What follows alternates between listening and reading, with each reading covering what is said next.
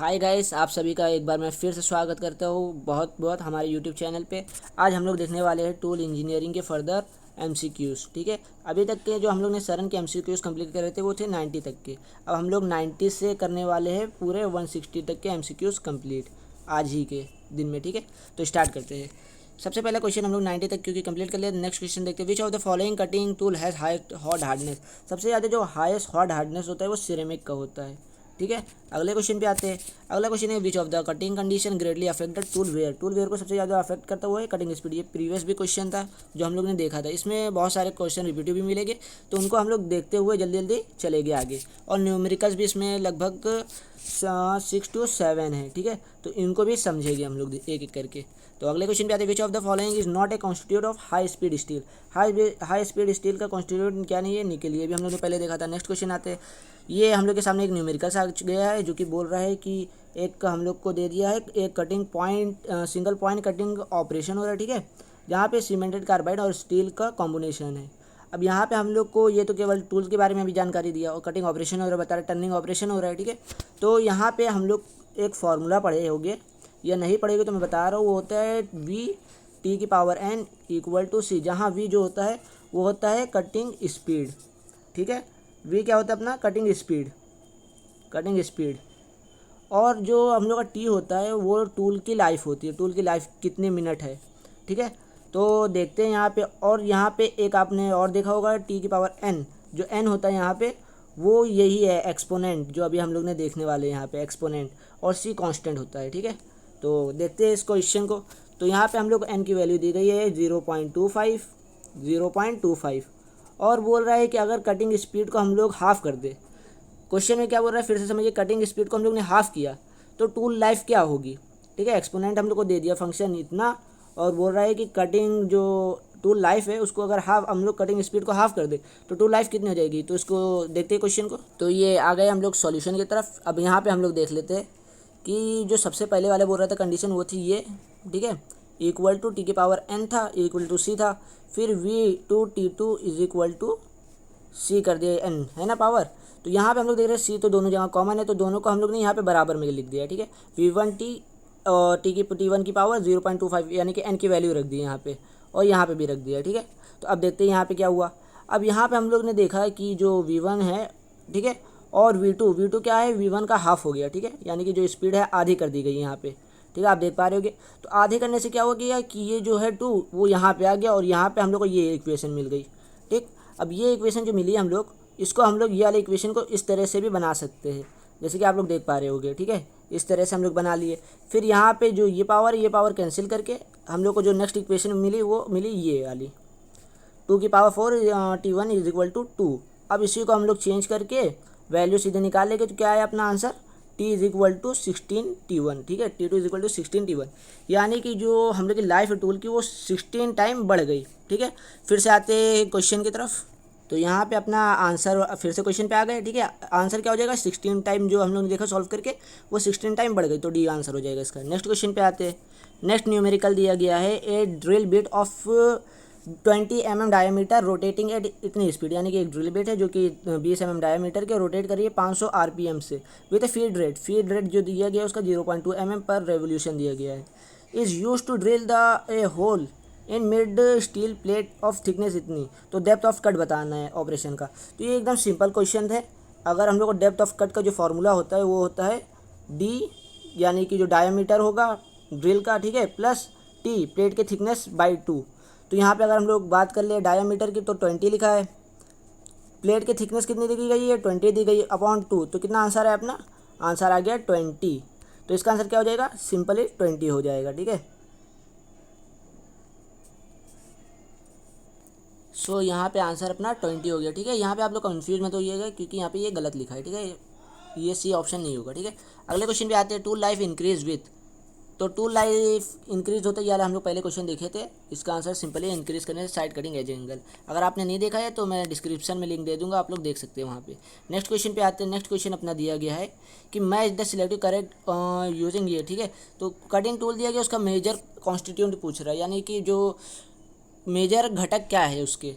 तो आप लोग क्या बता सकते हैं इसका आंसर, आप लोग सोचिए जब तक, वीडियो को पॉज करके मैं बताता हूँ, ठीक है। सिरेमिक का जो मेजर कंस्टिट्यूट होता है वो होता है एल्यूमिना, और यूकॉन का जो होता है यानी कि कटिंग टूल का जो होता है वो होता है कोलम्बियन, ठीक है। और जो अपना हाई स्पीड स्टील होता है, हाई स्पीड स्टील का तो आप लोगों को पता होगा टंगस्टन होता है, और स्टेलाइट का कोबाल्ट होता है, ठीक है। तो यानी कि ऑप्शन कौन सा सही हो जाएगा हम लोग का, ऑप्शन अपना ए का 2 ये दिया गया है, ठीक है। तो इसमें देखा जाए तो अपना ऑप्शन हो जाएगा सी सही, ठीक है, ऑप्शन सी। अगले क्वेश्चन पे आते हैं। अगला क्वेश्चन है कि इन द टेलर इक्वेशन, फिर से हम लोग का एक न्यूमेरिकल आ गया है। तो टेलर टू लाइफ इक्वेशन जैसे कि मैंने बताया अभी अभी कि वी टी की पावर एन इक्वल टू सी, ये आपको याद रखना है, ठीक है। इसको अपने याद करके रख लीजिएगा। तो इसको देखते फिर, इसमें न्यूमेरिकल में दिया गया है एन की वैल्यू दी गई है जो कि है एन इज इक्वल टू 0.5, ठीक है।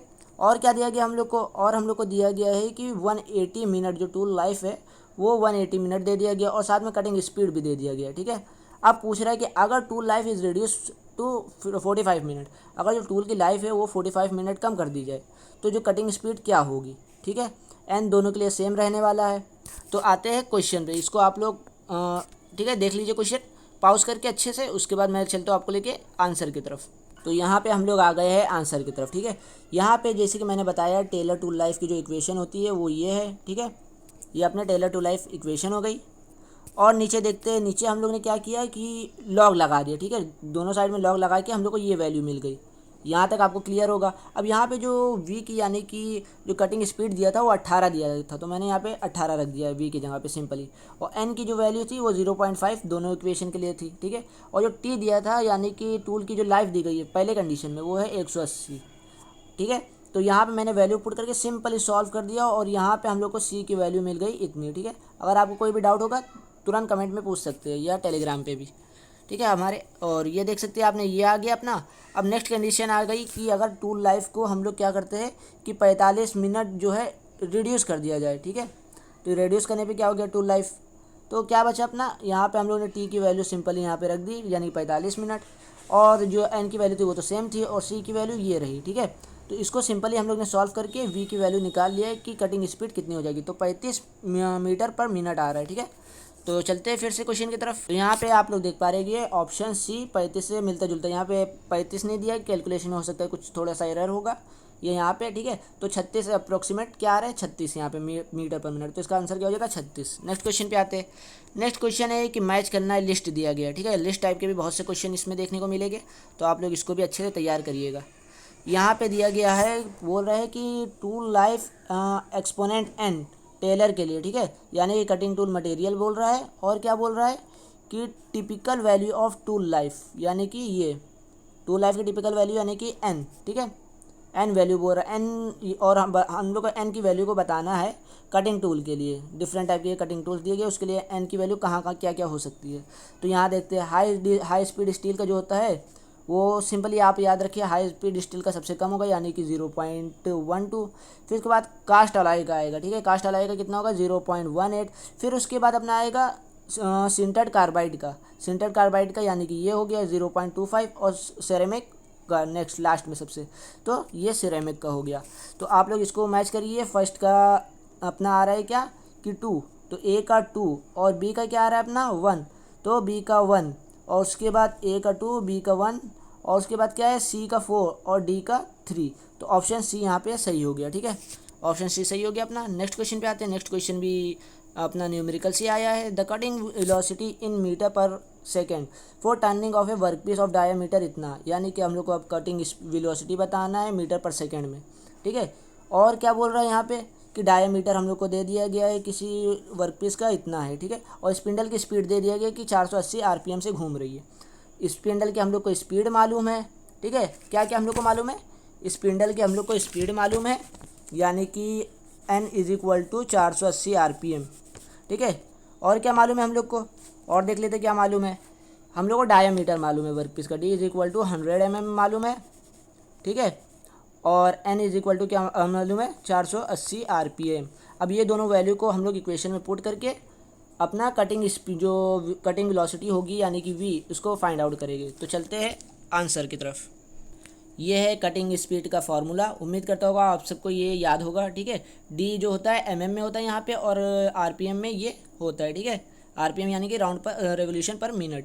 तो ये V इज इक्वल टू यानी कि cutting speed is equal to हम लोग की ये फार्मूला होता है। तो अब नीचे देखते हैं, नीचे चलते हैं यहाँ पे, ठीक है। हम लोग को D दिया गया था कितना, डायमीटर 100, तो 100 रख दिए, और जो RPM दिया गया था वो 480, तो 480 रख के हम लोग ने सिंपली सॉल्व कर लिया, और हम लोग को वैल्यू जो मिल गई है वो है 150 मीटर पर मिनट। अब ये मीटर पर मिनट में हम लोग को मीटर पर सेकंड में चाहिए, तो मीटर पर सेकंड में चेंज कर देंगे तो 2.51 मीटर पर सेकंड आंसर आ जाएगा इसका, ठीक है। तो फिर से चलते कुछ, तो आप लोग यहाँ पे देख पा रहे होगे क्या आंसर हो गया हम लोग का 2.51, ऑप्शन बी सही हो गया, ठीक है। अगले क्वेश्चन पे आते हैं। अगला क्वेश्चन है which of the following material has cobalt as a constituent element, यानी कि हम लोग को पूछ रहा है कि जो मुख्य घटक है यानी कि घटक तत्व कोबाल्ट किस टूल मटेरियल में सबसे ज़्यादा होता है, ठीक है, किस टूल मटेरियल का है। तो टंगस्टन में भी हम लोग को देखने मिलता है, स्टेलाइट में देखने मिलता है, तो इसका आंसर हो जाएगा फर्स्ट और 3 यानी कि बी ऑप्शन सही, ठीक है। अगले क्वेश्चन पे आते हैं। अगला क्वेश्चन अपना है ये रहा, इसमें पूछ रहा है कि approximate variation of the tool life exponent, यानी कि एन की वैल्यू की बात कर रहा है। एन फिर से मैं बता दे रहा हूँ आपको, ये फॉर्मूला अच्छे से दिमाग में बैठाना है। ये तो एन की वैल्यू में जो वेरिएशन होता है वो बताना है सीमेंटेड कार्बाइड के लिए कितना होता है। तो सीमेंटेड कार्बाइड का होता है 0.2 से 0.48 तक, ठीक है। इसको आप लोग याद कर लीजिएगा। नेक्स्ट क्वेश्चन पे आते हैं।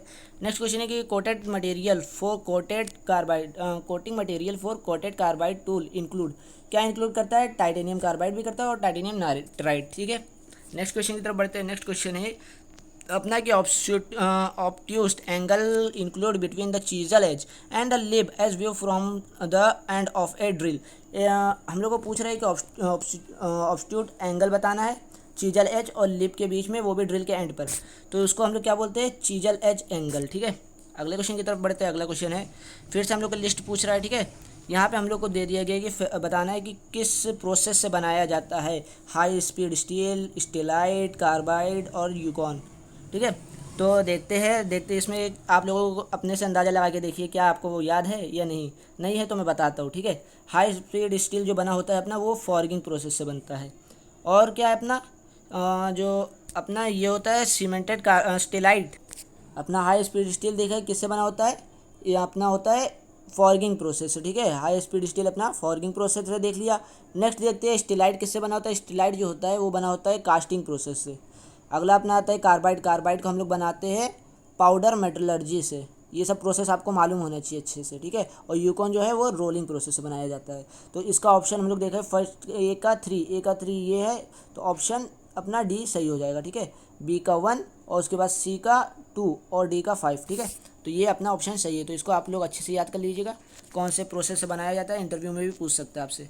नेक्स्ट क्वेश्चन पे आते हैं। नेक्स्ट क्वेश्चन है which of the following grinding wheel with grid and bond is suitable for cutter grinding, यानी कि इसमें पूछ रहा है कि कौन सा ग्राइंडिंग व्हील है जो कि ग्राइड और बॉन्ड के साथ मिलके ग्राइंडिंग कटर बना के लिए इस्तेमाल किया जाता है, ठीक है, बेस्ट सुटेबल है। तो यहाँ पे हम लोग K60 वर्टिफाइड का ग्राइंडिंग व्हील का यूज़ करते हैं, ठीक है।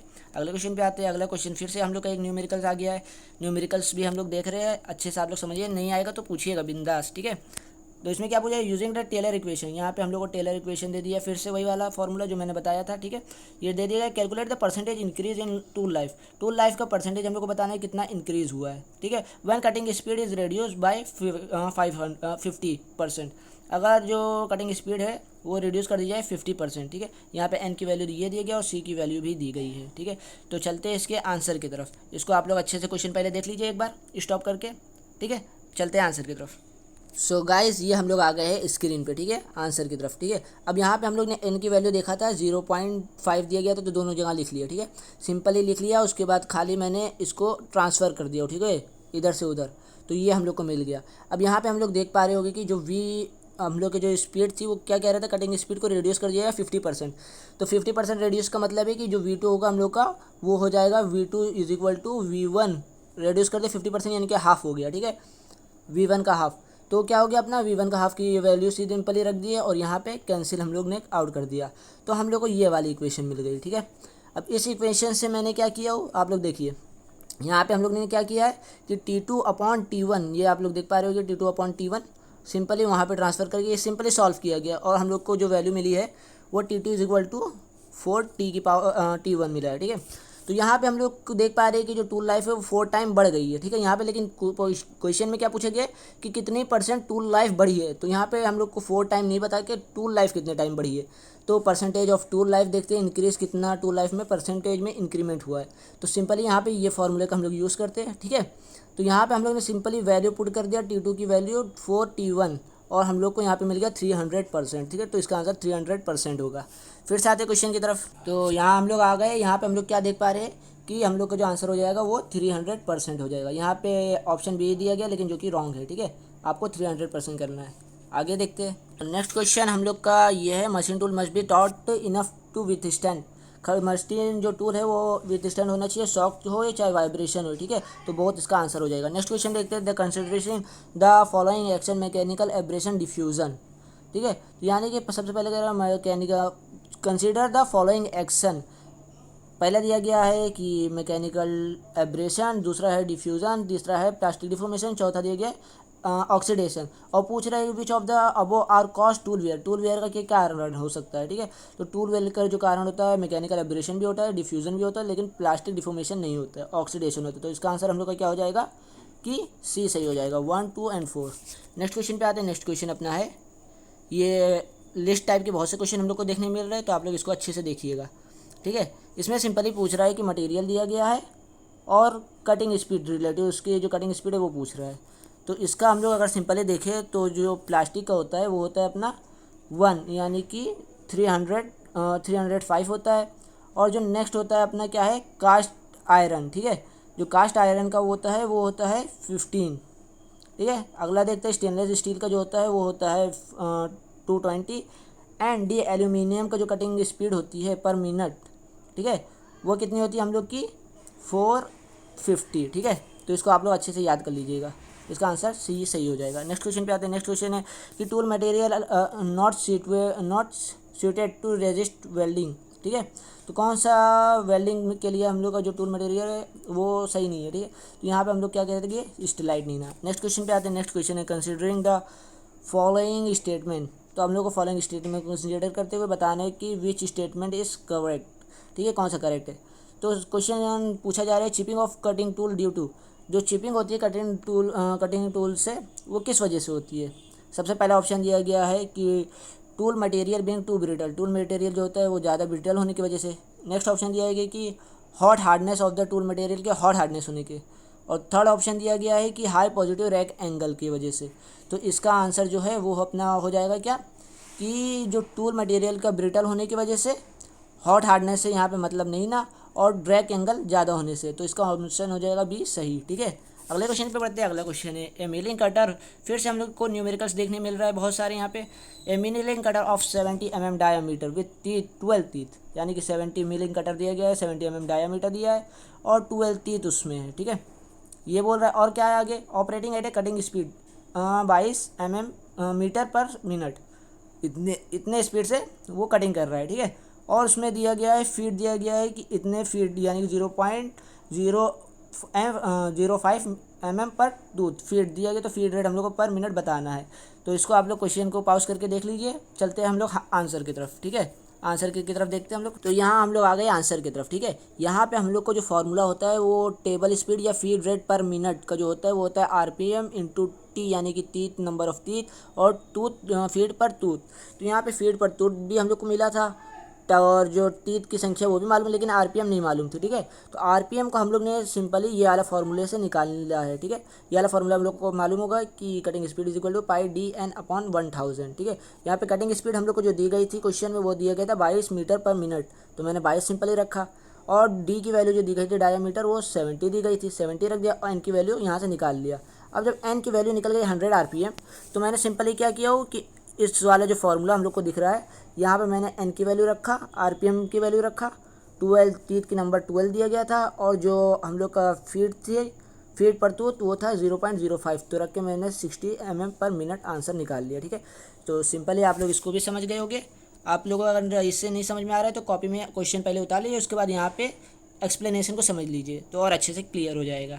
तो बढ़ते हैं फिर आगे क्वेश्चन की तरफ। तो आगे हम लोग फिर से क्वेश्चन की तरफ। यहाँ पे हम लोग का जो आंसर आया था वो 60 mm पर मिनट आया था, ठीक है। तो आगे बढ़ते हैं अगले क्वेश्चन की तरफ। अगला क्वेश्चन अपना है कि jig and fixer are used for. अब हम लोग का जो ओल्ड क्वेश्चन है वो सब रिपीटेड क्वेश्चन भी स्टार्ट होने वाले हैं, तो फटाफट देखते हैं। Jig and fixer are used for किस लिए यूज़ किया जाता है हम लोग को पता है, मास और आइडेंटिकल बोथ के लिए, ठीक है। अगले क्वेश्चन पे आते हैं। अगला क्वेश्चन है use of jig and fixer का इस्तेमाल किया जाता है ऑल ऑफ द वो, ये भी हम लोग ने पहले देखा था। नेक्स्ट क्वेश्चन पे आते हैं कि following are the function of jig. Jig and fixer, jig का जो फंक्शन होता है होल्ड भी करता है, लोकेट भी करता है, गाइड भी करता है, तो ऑल ऑफ द अबोव, ठीक है। अगले क्वेश्चन पे बढ़ते हैं। फिक्सचर क्या नहीं करता है, तो टूल को गाइड नहीं करता, ये भी देखा था। नेक्स्ट क्वेश्चन पे बढ़ते हैं। Jig are not used in, jig का हम लोग इस्तेमाल नहीं करते मिलिंग में, ये भी देखा हुआ है, ठीक है। तो रिपीटेड क्वेश्चन बहुत सारे हैं, इसको फटाफट देख के चलते हैं आगे। Fixture are used in, fixture का हम लोग मिलिंग में भी यूज़ करते हैं, शेपिंग में भी, टर्निंग में भी, ऑल ऑफ द वो आंसर हो गया, ठीक है। अगले क्वेश्चन पे आते हैं। Principle of state in order to achieve the maximum accuracy in location and the locating point should there for the place as far as 1.2, ये वाला भी क्वेश्चन हम लोगों ने पहले देखा था। इसका आंसर क्या था अपना, एक्सट्रीम पोजीशन का प्रिंसिपल है, ठीक है। अगले क्वेश्चन पे आते हैं। अगला क्वेश्चन भी हम लोग का पहले की तरह है, ठीक है। यहाँ पूछा जा रहा है कि होल्ड करने के लिए वर्कपीस को jig and fixture again cutting force, तो हम लोग क्लैंपिंग डिवाइस का यूज़ करते हैं, ठीक है। अगले क्वेश्चन पे आते हैं कि following is a quick acting clamp. इसका आंसर मैंने आप लोगों को बताने बोल रहा था प्रीवियस वीडियो में, तो इसमें आंसर मैं बता दे रहा हूँ, कैम ऑपरेटेड क्लैम्प होता है, ठीक है। इसी के साथ अगले क्वेश्चन में बढ़ते हैं। The following material is commonly use for making locating and clamping device बनाने के लिए हम लोग हाई कार्बन स्टील का यूज़ करते हैं, ये भी प्रीवियस वाले ही है, और बहुत सारे ऐसे प्रीवियस मिलने वाले हैं, ठीक है। इसका भी हम लोग ने देखा था क्या होता है कि the following type of jig is used for machining in more than one plane. One plane से ज़्यादा अगर हम लोग को यूज़ करना है तो बॉक्स टाइप का जिग का यूज़ करते हैं। नेक्स्ट क्वेश्चन अपना है कि the following type of jig suit best for drilling of hole in hollow cylinder component with the relative smaller outside diameter and inside diameter such as bushes, तो यह वाला भी हम लोग ने पहले ही देखा था, जो कि है प्लॉट टाइप जिग। आगे बढ़ते हैं इसी के साथ। अगला क्वेश्चन बहुत सारे इसमें रिपीटिव दिए गए सरन में, ठीक है। तो the following type of jig is use for drill a sequence of equidistance. अगर हम होल हम लोग को बनाना है इक्वी डिस्टेंस के, यानी कि जैसे मैंने बताया था ये है इक्वी डिस्टेंस के सर्कुलर में होल बनाना है बराबर बराबर दूरी पे, ये बराबर बराबर दूरी पे, तो हम लोग कौन सा जिग का इस्तेमाल कर रहे हैं, इंडेक्स जिग का। नेक्स्ट क्वेश्चन पे बढ़ते हैं। This type of jig is implied on multi splendour machine, तो मल्टी स्टेशन जिग का इस्तेमाल करते हैं। नेक्स्ट क्वेश्चन पे आते हैं। The following jig are used for similar different workpiece for operation, तो यूनिवर्सल हम लोग का अलग अलग ऑपरेशन करना है, अलग अलग ऑपरेशन वर्कपीस पे, तो यूनिवर्सल जिग का। नेक्स्ट क्वेश्चन है these are advantage of cast jig and fixture का क्या एडवांटेज है, ये भी हम लोग ने देखा था। इसमें नो ट्रीटमेंट ये भी होगा, are required for cast jig and fixture, it prevent the occurrence of tool chatter in milling, if cast jig and fixture drop down they don't get align और deshape all through it में break, ठीक है। All of the इसका answer सही होगा। अगला question क्या आता है। अगला क्वेश्चन है कि the jig and fixture can be construct through, jig और फिक्सचर को हम लोग बना सकते हैं कास्टिंग से भी, फैब्रिकेशन से भी, वेल्डिंग से भी, ऑल ऑफ द इसका आंसर सही हो जाएगा। नेक्स्ट क्वेश्चन आते हैं कि jig are used in, jig का हम लोग यूज़ करते हैं, फिर से वही रिपीट क्वेश्चन कि हम लोग जिग का यूज़ कहाँ नहीं करते, मिलिंग में नहीं करते, ठीक है। अगले क्वेश्चन पे फिक्सचर ये भी फिर से वही रिपीट क्वेश्चन है, ठीक है। तो ऑल ऑफ द इसका आंसर सही था। आगे बढ़ते हैं। आगे कि फिक्सचर डज नॉट, फिक्सचर क्या नहीं करता है, टूल को गाइड नहीं करता है। नेक्स्ट क्वेश्चन पे बढ़ते हैं। नेक्स्ट है कि with the use of jig and fixture total cost of production, jig का और फिक्सचर का यूज़ करने से टोटल कॉस्ट होती है प्रोडक्शन की, वो क्या होती है, डिक्रीज हो जाती है। अगले क्वेश्चन पे बढ़ते हैं। With the help use of jig and fixture rate of production क्या होती है, जो प्रोडक्शन रेट होती है वो इंक्रीज हो जाती है, ठीक है। अगले क्वेश्चन पे बढ़ते हैं। The number of degree of freedom of A workpiece in A space, space में जो वर्कपीस होता है उसकी डिग्री ऑफ फ्रीडम कितनी होती है, तो ये हम लोग ने पढ़ा होगा 12 होती है, ठीक है। 12 डिग्री ऑफ फ्रीडम, उसी को हम लोग रोकने के लिए 3-to-1 प्रिंसिपल में देखा होगा कि 12 कैसे जो फ्रीडम होती है, डिग्री ऑफ फ्रीडम को हम लोग ने रोका था, ठीक है। अगले क्वेश्चन पे आते हैं। 3-to-1 प्रिंसिपल को हम लोग और कौन से नाम से जानते हैं, ये भी हम लोग ने पढ़ा हुआ है, 6 पॉइंट लोकेशन। नेक्स्ट क्वेश्चन है प्रिंसिपल ऑफ, फिर वही क्वेश्चन आ गया रिपीट, इसका एक्सट्रीम पोजीशन हम लोग ने देखा था। नेक्स्ट क्वेश्चन पे आते हैं। The following hold the workpiece securely in a jig and fixture against cutting force, तो क्लैंपिंग, ये फिर से वही क्वेश्चन है, ठीक है। रिपीटिव क्वेश्चन 2-3 बार इसमें दिया गया है, तो हम लोग बस खाली ऐसे ही देख रहे हैं। ये आर कैम ऑपरेटेड, ये भी हम लोग ने देख लिया है। आगे बढ़ते हैं। आगे है कि बनाने के लिए सिंपली हम लोग हाई कार्बन स्टील का यूज़ करते हैं क्लैंपिंग डिवाइस को और लोकेटिंग को। नेक्स्ट क्वेश्चन ये भी हम लोग ने अभी अभी देखा है, ठीक है। जो अभी देखे उसको मैं छोड़ रहा हूँ, ये भी हम लोग ने अभी अभी देखा है, ठीक है। नेक्स्ट क्वेश्चन पे पढ़ते हैं। नेक्स्ट क्वेश्चन अपना ये है, ये भी हम लोग ने अभी अभी देखा था। अगले क्वेश्चन भी ये भी हमने देखा है अभी क्वेश्चन, तो ज़्यादातर इसमें रिपीटिव ही क्वेश्चन हम लोग को देखने मिल रहे हैं, ठीक है। तो ये सबको मैं छोड़ते हुए चल रहा हूँ आगे। ये एक दूसरा क्वेश्चन आया थोड़ा सा, विच of the following is not a locating device, इसमें से लोकेटिंग डिवाइस क्या नहीं, नेस्टिंग हम लोग लोकेटिंग डिवाइस है, फ्लैट हेड का भी लोकेटिंग डिवाइस में यूज़ करते हैं और कॉनिकल हेड भी, तो स्ट्रैप जो है वो नहीं है, तो इसका आंसर क्या हो जाएगा, डी सही हो जाएगा, ठीक है, स्ट्रैप। अगले क्वेश्चन पे आते हैं which of the advantage of jig and fixture, ये भी अभी भी देखा है। अगले क्वेश्चन पे देखते हैं give the locating and clamping principle. तो लोकेटिंग क्लैंपिंग ये भी हम लोग ने प्रीवियस वीडियो में देखा था कि रिड्यूस करना ऑपरेशन टाइम को, इंक्रीज करना productivity, reduce of cost of production की कॉस्ट को कम करना, ठीक है। अगले क्वेश्चन पे आते हैं, अगला है कि the function of taper turning process is, taper turning process का क्या फंक्शन है। तो इसका क्या फंक्शन होता है कि रिड्यूस करना diameter of a workpiece along it length, ठीक है। एक फंक्शन ये हो गया, यहाँ पे क्या फंक्शन हो गया अपना ये वाला, ठीक है। रिड्यूस करता है डायमीटर का वर्क पीस के अलॉन्ग, लेंथ के अलॉन्ग में, यानी कि कुछ इस तरह से लेंथ के ये क्या कर रहा है, डायमीटर जो है इसको कम करने की कोशिश कर रहा है वर्क पीस के, ठीक है, और वो भी लेंथ के अलॉन्ग में। अगले क्वेश्चन पे आते हैं, अगला क्वेश्चन अपना है the process of chamfering the entrance of a drill hole is known as. तो जो चैम्फरिंग हम लोग करते हैं होल के एंट्रेंस में, यानी कि कुछ अगर मैं वर्क पीस को इस तरह दिखा दूँ, जैसे ये कुछ वर्क पीस आपने देखा होगा इस तरह से, ये अपना एक होल हो गया, ठीक है। इस होल में हम लोग चैम्फरिंग ये वाला कुछ ऐसे करते हैं, ठीक है। तो इस जो प्रोसेस को करते हैं हम लोग वो होती है काउंटर सिंकिंग। ये अपना टूल है और ये अपना वर्क पीस, ठीक है। वर्क पीस में हम लोग ऐसे करके काउंटर सिंकिंग करते हैं, तो इसी प्रोसेस को हम लोग कहते हैं, इसका आंसर हो जाएगा काउंटर सिंकिंग, ठीक है। चैम्फर बनाना वर्क पीस में, ठीक है। ये हम लोग ने चैम्फर, ये इस टाइप का चैम्फर जो बनाया है आप लोग देख पा रहे होगे ये, ठीक है। अगले क्वेश्चन पे बढ़ते हैं। अगला क्वेश्चन है कि point consist of A centre, इसको हम लोग कहते हैं डेप्थ, ठीक है। अगले क्वेश्चन पे बढ़ते हैं। अगला क्वेश्चन है which of the following does the point consist. तो पॉइंट कंसिस्ट करता है क्या, ऑल ऑफ द वो, ये तीनों ही, ठीक है। अगले क्वेश्चन पे आते हैं which of the following is the driving and of a drill. Drill का ड्राइविंग एंड क्या होता है, यानी कि वो एंड जहाँ से हम लोग ड्रिल को चलाते हैं उसको हम लोग सैंग बोलते हैं। अगले क्वेश्चन पे आते हैं which of the following is not a part of body. तो इसमें से बॉडी का क्या पार्ट नहीं ना, तो यहाँ पे तीनों ही बॉडी के पार्ट में आते हैं, ठीक है। यहाँ पे तीनों ही बॉडी के पार्ट में आते हैं, दिखा देते हो कैसे। तो इसका आंसर जो होता है दिखा दे रहा हूँ मैं पहले। यहाँ आप लोग देख पा रहे हो कि ये लैंड, ये देखिए लैंड अपना दिया गया है, मार्जिन दिया गया, लैंड दिया गया, मार्जिन दिया गया, फ्लूइड, ये तीनों ही बॉडी के पार्ट में आते हैं, ठीक है। तो फिर से क्वेश्चन की तरफ आते हैं। तो यहाँ क्वेश्चन की तरफ हम लोग आ गए वापस से। तो यहाँ पे पूछ रहा था विच of the following is not a body part.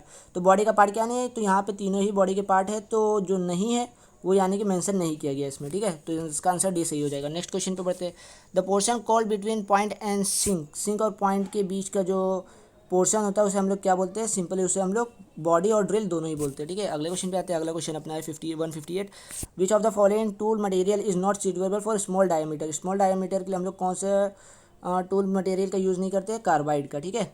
ये भी हम लोग ने प्रीवियस वीडियो में देखा था। अगले क्वेश्चन में बढ़ते हैं which of the following cutting material can not be fork to shape easily. इसका आंसर है अपना स्टेलाइट, ठीक है।